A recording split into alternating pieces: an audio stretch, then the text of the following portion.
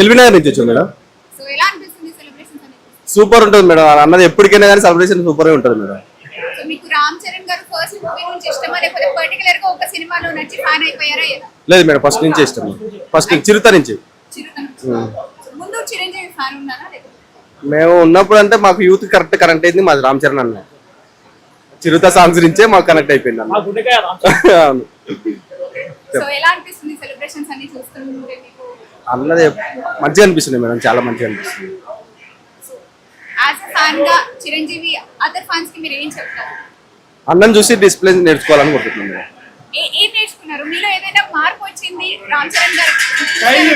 అన్న స్టైల్, అన్న ఎక్కడున్నా కానీ అన్నని చూసి అన్ని ఎవ్రీథింగ్ అనుకో, ఇక ఎవ్రీథింగ్ అన్నని చూసి నేర్చుకోవాలి.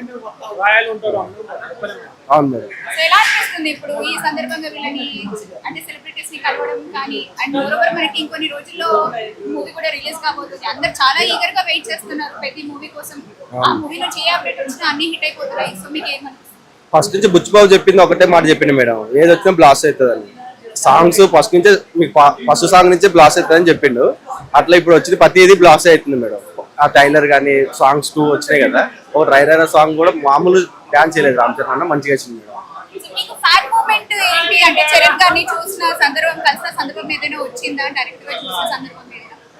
అర్థం కాలేదు మేడం. చరణ్ గారిని డైరెక్ట్ గా చూసిన సందర్భం వచ్చిందా ఇంతకు ముందు? రాలేదు మేడం, ఇప్పుడు రాలేదు. ఒకవేళ మీ ముందుకు రామ్ చరణ్ గారు వస్తే ఏం చెప్తారు? అన్నని ఏం లేదు, ఒక హక్ చేసుకుని నాకు కదని ఒక ఫోటో దిగాలని ఆశ ఉంది మేడం. మరొకసారి చరణ్ గారికి విషెస్ చెప్పండి. Charan, wish you happy birthday to you Charan అన్న.